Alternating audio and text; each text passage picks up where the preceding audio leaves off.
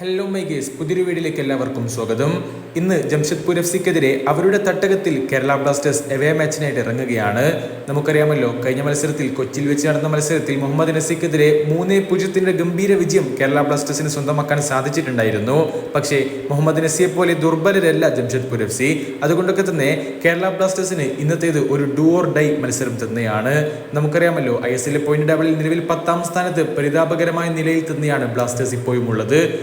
ഇന്നത്തെ മത്സരം വിജയിക്കുക എന്നത് തന്നെയാണ് പ്രധാനം. ഏതായാലും ജംഷഡ്പൂർ FCക്കെതിരെ കേരള ബ്ലാസ്റ്റേഴ്സ് കളത്തിലേക്ക് ഇറങ്ങുമ്പോൾ ബ്ലാസ്റ്റേഴ്സിന്റെ ആ ഒരു സാധ്യത 11 പ്രോബബിൾ 11 എങ്ങനെയായിരിക്കും ജസ്റ്റ് ഒന്ന് പരിശോധിച്ച് നോക്കാം. ഫസ്റ്റ് ഓഫ് ഓൾ, നമ്മൾ ഈ പറയുന്ന 11 തന്നെ അതിലൊരു മാറ്റവും കൂടാതെ ബ്ലാസ്റ്റേഴ്സ് കളിക്കളത്തിലേക്ക് ഇറങ്ങുമെന്ന് നമ്മൾ ഉറപ്പിച്ച് പറയുന്നില്ല.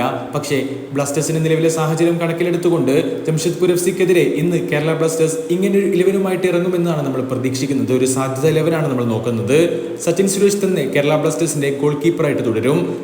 4 മഞ്ഞക്കാർഡുകൾ വാങ്ങിക്കൊണ്ട് സസ്പെൻഷൻ നേരിടുന്ന ഹോർമി പാമിന് ഇന്നത്തെ മത്സരം നഷ്ടമായേക്കും. അതുകൊണ്ടൊക്കെ തന്നെ അതിനെക്കുറിച്ച് വിശദമായിട്ട് നമ്മൾ ഇന്നൊരു കഴിഞ്ഞൊരു വീഡിയോയിൽ സംസാരിച്ചതാണ്. ഹോർമി പാമിന് ഇന്നത്തെ മത്സരം കളിക്കാൻ കഴിയില്ല.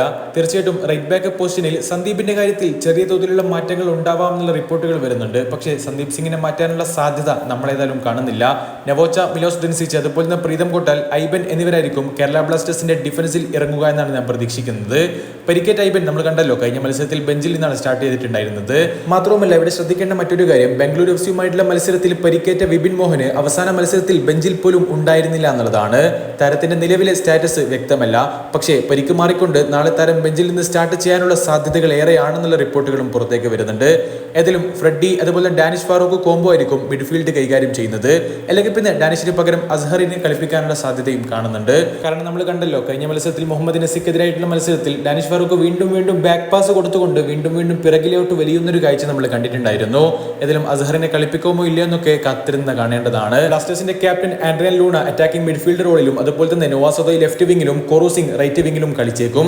അതുകൊണ്ടൊക്കെ തന്നെ തീർച്ചയായിട്ടും ഈ ഒരു കാര്യത്തിൽ യാതൊരു സംശയവും വേണ്ട. പക്ഷേ നമുക്കറിയാമല്ലോ, കഴിഞ്ഞ മത്സരത്തിൽ പരിശീലന സെഷനിലേറ്റ പരിക്ക് കാരണം ഹീസസ് ഹിമിനസിന് കളിക്കാൻ സാധിച്ചിട്ടുണ്ടായിരുന്നില്ല. പെപ്രയായിരുന്നു ആദ്യ ലെവലിൽ തന്നെ ഇടം പിടിച്ചിട്ടുണ്ടായിരുന്നത്. ജംഷഡ്പൂർ FCക്കെതിരായിട്ടുള്ള ഇന്നത്തെ മത്സരത്തിലും കേരള ബ്ലാസ്റ്റേഴ്സിന്റെ ഗോൾഡി വീരൻ ഹീസസ് ഹിമിനസിന് കളിക്കാൻ സാധിച്ചേക്കില്ല എന്ന് തന്നെയാണ് പുറത്തേക്ക് വരുന്ന വാർത്തകൾ.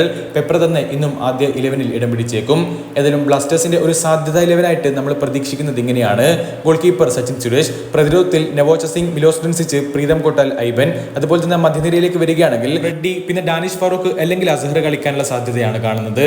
അറ്റാക്കിംഗ് മിഡ്ഫീൽഡ് റോളിൽ ലൂണ കളിക്കുമ്പോൾ മുന്നേറ്റങ്ങളെ നയിക്കാൻ വേണ്ടി നോവാ സോദോയ്, പെപ്ര, കോറു സിംഗ് എന്നിവർ ഇറങ്ങുമെന്നാണ് പ്രതീക്ഷിക്കുന്നത്.